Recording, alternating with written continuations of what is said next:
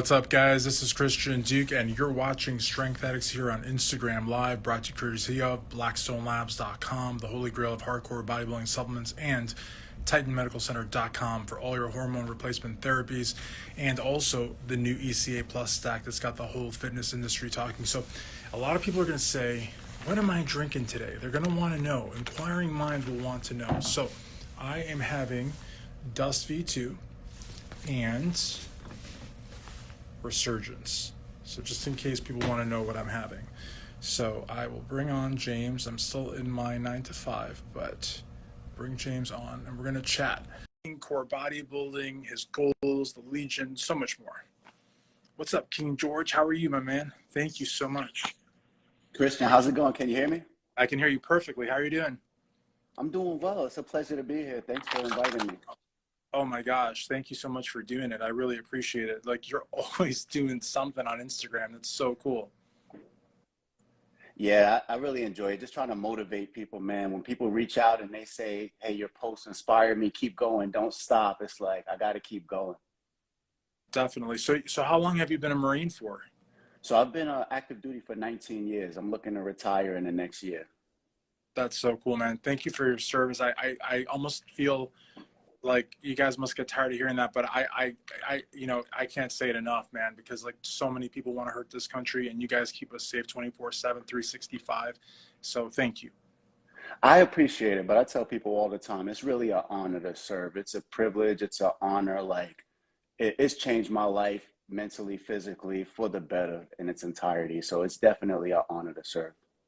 That's so cool. So what are some of the places you've served at? Like what like throughout the States and around the world? So I started my career off in Okinawa, Japan. I spent 2 years out there. I worked in I work in cybersecurity now. I started off as a network and systems administrator. So first 2 years in Japan, I came back to the States, spent some time in Norfolk, Virginia.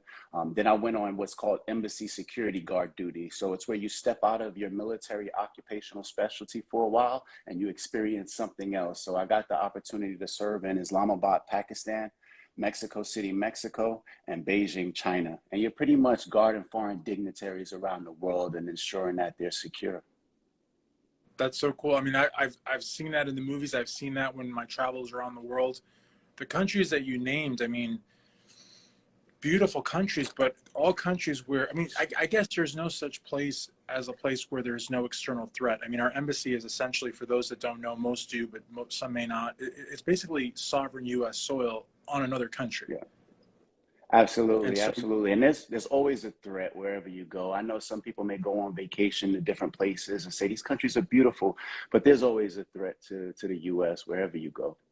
sure. And again, I don't want to like, throw shade at any countries, but like, Pakistan has been long considered to be our friend, but Bin Laden was there. And again, they probably didn't know, but like, wasn't he like a mile away from a military? I mean, I don't know, like a strange situation. So Yeah, I don't know all the details, but I will yeah, tell you, when I was in Islamabad, Pakistan, the community there was so tight. I mean, we couldn't go to too many places in the country. So you had the embassy, the Marine House was at the embassy compound, and then you had all the diplomats in the same compound. So we spent a lot of time, and these diplomats work for the Department of State. So you build really tight relationships with them.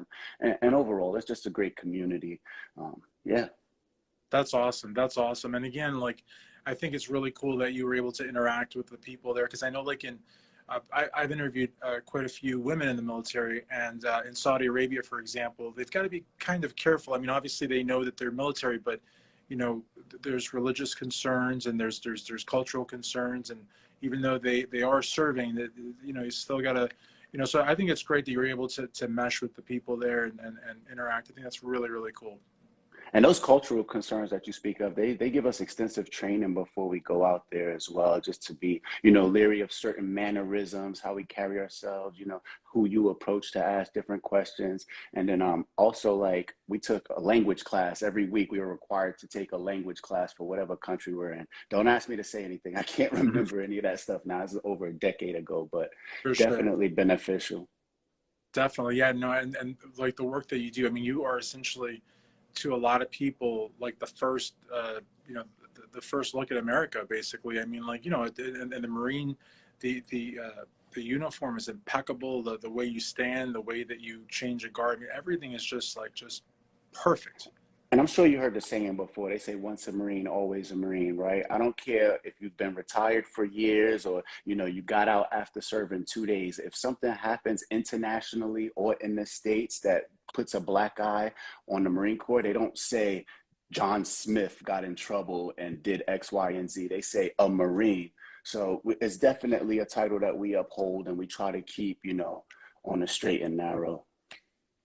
For sure. And I think that's something where like the movies don't get it right, because maybe a long time ago, like Marines and sailors and that, like at, ports used to brawl and stuff. But nowadays it's like your careers, I mean, like nobody really can do, I'm sure it may happen every once in a while, but like, it's pretty tight. I mean, from what I understand, like nobody wants to get jammed up. And so everybody's like, on their P's and Q's and wants to make sure that, that they put on the best possible face. You're absolutely right. I mean, we still have our little, we play around between the services, like who's the best, and we'll joke around. But at the end of the day, it's all brother and sisterhood, and we're, looking out for that person to the left and right of us, regardless of what branch of service they're in. For sure. And like, again, I never served. I really wish I had, but again, I can't thank you enough. And every branch has got it tough, especially in wars and that sort of thing. Nobody's got a cakewalk, but the Marines, though, you guys are the first in. I mean, like, you guys, like, I mean, again, the Army's got to, stamp out resistance, and like they have no cakewalk. But again, the Marines, though, you guys are really being the first in.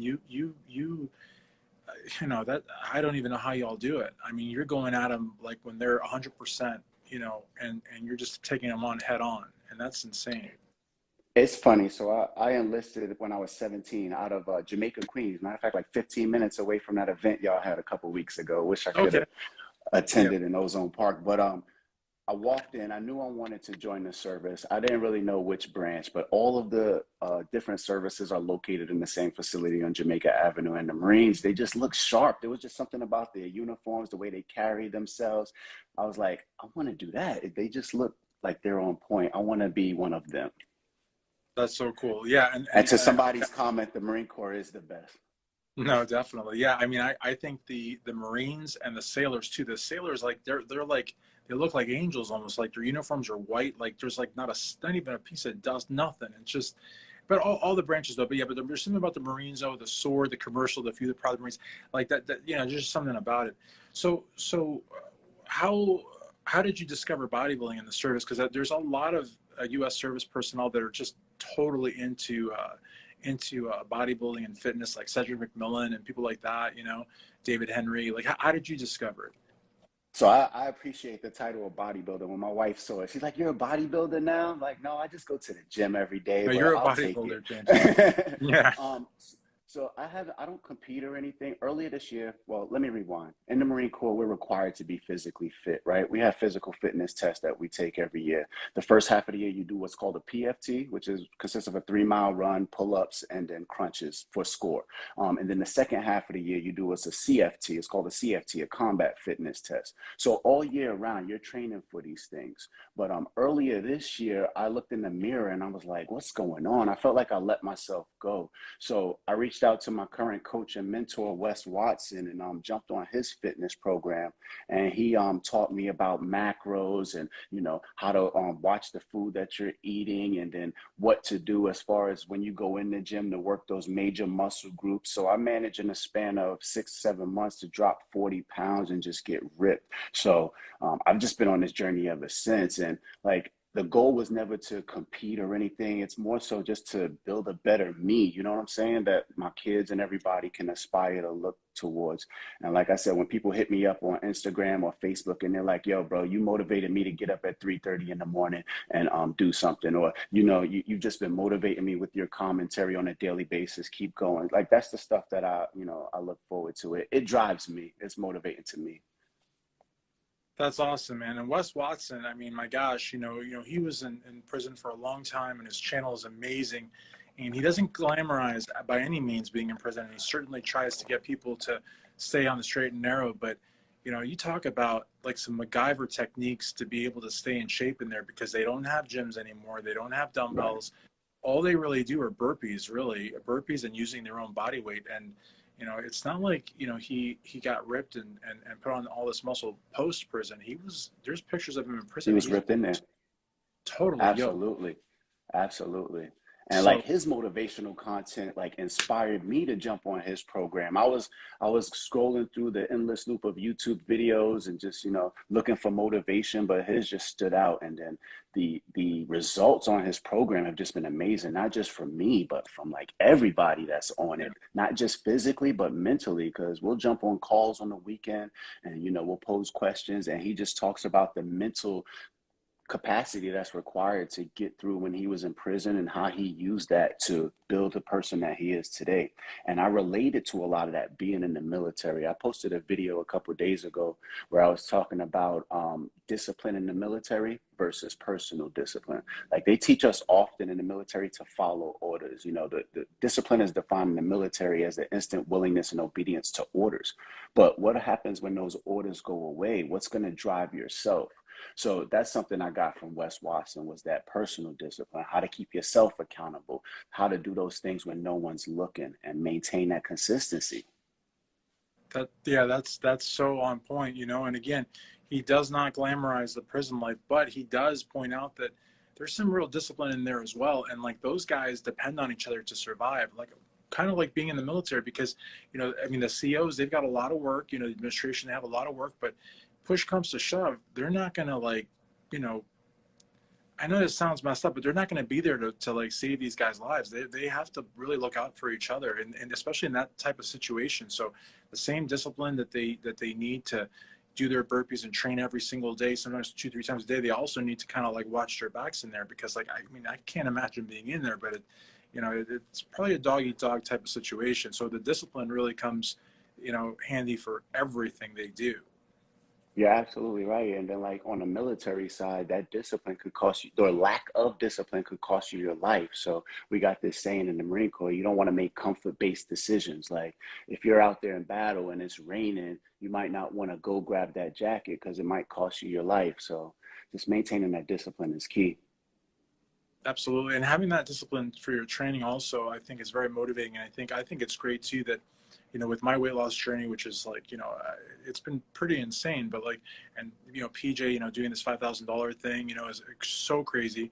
But I think it's like, I mean, yeah, I'm not gonna lie. I mean, that's cool. But like, what I really want is like is to be able to reach the goal, you know, and it's a lot of it is discipline, and a lot of it is not eating bad food, and it's just kind of pushing. Like Monday mornings suck, you know what I mean, and sometimes having to do 2 days suck, but like it's just like once you're there, it's great. It's just getting there that's like the thing. But a lot of the comments like that I receive, much like the comments that you receive, they're truly motivating. Like they really, Oh it's yeah. just like light a fire under you, you know.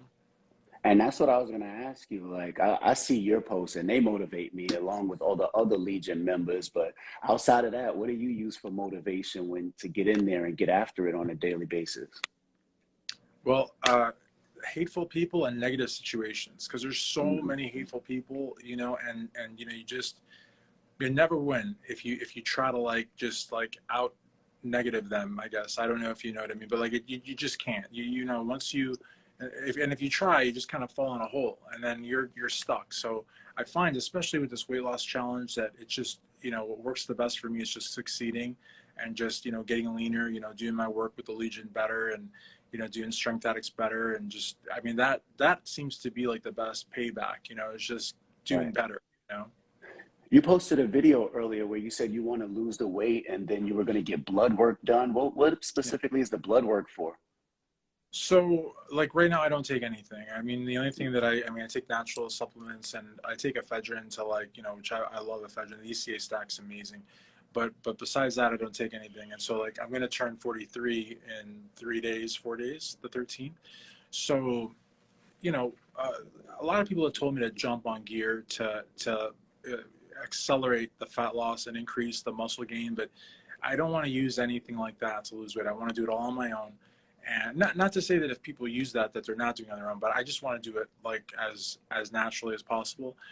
And PJ's got this goal of 250 for me for January 1st, but 250, I'm still going to be fat. And so I don't want to like lose 117 pounds to still be fat. So I'm Right. probably going to have to go down a lot lower, probably 2.25, I would think. And I can do it. And then once I get to that point, then I'm going to get my blood work tested. And I'm sure I have like the testosterone levels of a senior citizen, vegetarian also.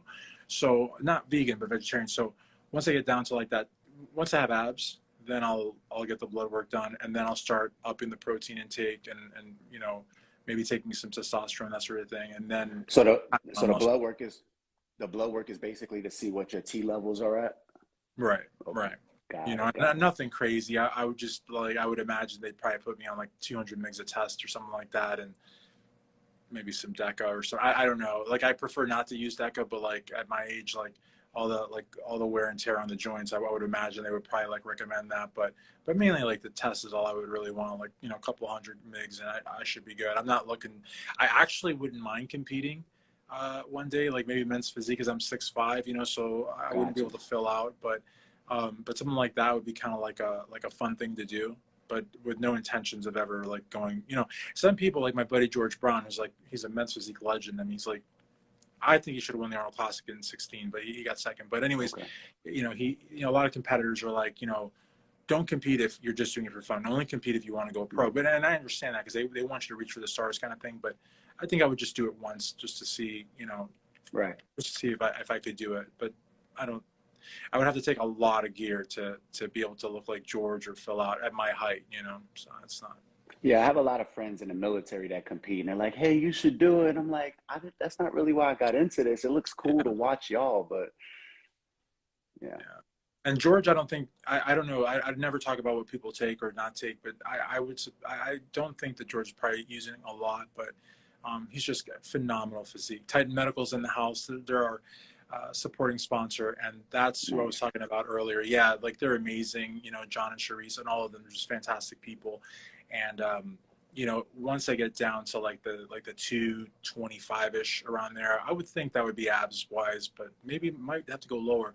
Once I get down like as much fat off of me as I can, James, then that's when I want to get my blood work done with Titan and get on some therapies, and then I want to rebuild. I don't think I ever want to weigh more than 250 though, to be honest with you though. I don't ever want to be like heavy, but I would like to have some muscle on there, you know. Yeah, I was 216 when I started this journey, and I just felt sluggish. It was all fat. It was just bad. But I'm sitting at 180 right now, still shredding. But you look fantastic though. You look so good. Thank You look you. really, really, yeah, definitely. Thank you. I just got a free thing of gear support with my last order, but I was like, I need to do some research. I don't know all the details about gear support. Would it help me burn more fat off? Like, what's the end state for using gear It's really support? good for like the internal health. It's Okay. fantastic for internal health. A lot, you know, I tell a lot of people, like, you don't have to be like on gear or pro hormone cycles or even SARMs. You can take, you know, gear support, you know, year round, and it's fantastic. And then like Titan's got, you know, Nectar of the Gods, and they've got Titan Complete, which are really, really good. They're injectables, but they're fantastic. But to burn fat though, honestly, you know, if you wanted to go like the natural way, you know, there's Viper, there's this one here that I'm actually sipping on, which is really good. But Oh, dust. Is that dust me yeah, too? really Yeah, good. that's every But day for me. yeah, but I personally love ephedrine. I think ephedrine's amazing. I mean, it's controlled, but I think it's fantastic. And Titan's got the ECA Plus stack, which is, again, your ephedrine, caffeine, and aspirin. You can have it without aspirin. Some people don't like aspirin, but like it's a really, really like hard hitting, but it's not like, you're not jittery or anything like that. Like you feel like a lot of energy. And I don't want to glamorize ephedrine, but like when you're doing cardio and you breathe in, you just go like this. It's like completely clear passageways because it's a bronchodilator, and it's just, I mean, I don't know how to describe it, but it's just like, it's amazing to be able to breathe that deep, get all that oxygen into your lungs when you're hitting cardio hard. And it's like, I mean, I could do like 15 incline and a 3.7 speed, and I'm on top of the world. I'm not even huffing and puffing. It's just great. And I know that sounds like I'm glamorizing it, but it's just fantastic. So, but now it's controlled though, I'd because have to like, look into it. I was gonna say I doubt I could take it while I'm in the military, but probably, I don't I'll know. You keep got it to in check. mind for Yeah, you after. got to check. You know, I love it. It's great. And it used to be everywhere, you know, but then, you know, like it was used for other things, you know, and so like it's controlled now. But the thing though about it though is that there's so many therapies at Titan that I'm sure you could take that are not even hormonal, like injectable vitamin, Gotcha. yeah, hair, skin, and nails products. There's like a lot of stuff that they have. They're an amazing company. But with Blackstone, there's just so many things also that are 100% natural food-based supplements that I think, you know, you would really like. And like, what Okay. products have you tried from Blackstone like so far? So the Dust V2, Hype Reloaded, Resurgence. I take that post workout. Mm. Whey protein. Strawberry chocolate. I want to try the pound cake. I keep seeing people post the pound cake. I haven't tried it yet. Oh, And it's that's pretty so much good. it. Is the It's so pound good. cake pretty good? Yeah, I love the pound cake. The one that I have here is this one is so good. This is the pumpkin. The Okay, pumpkin is epic. I'm holding the phone with my hand, so you're good. this is the butterscotch, but it's totally out. And then this one I haven't opened yet, but this is the unicorn milk. Omni Okay, Muscle loves unicorn milk, so that's really really good. I Yeah. could try that. So yeah, the pound cake I like a lot. I really like a lot. And with Blackstone, like the vanilla is fantastic because usually, James, with supplement companies, so Ellen Colvin loves the pound cake. Pound cake is really good. Mm.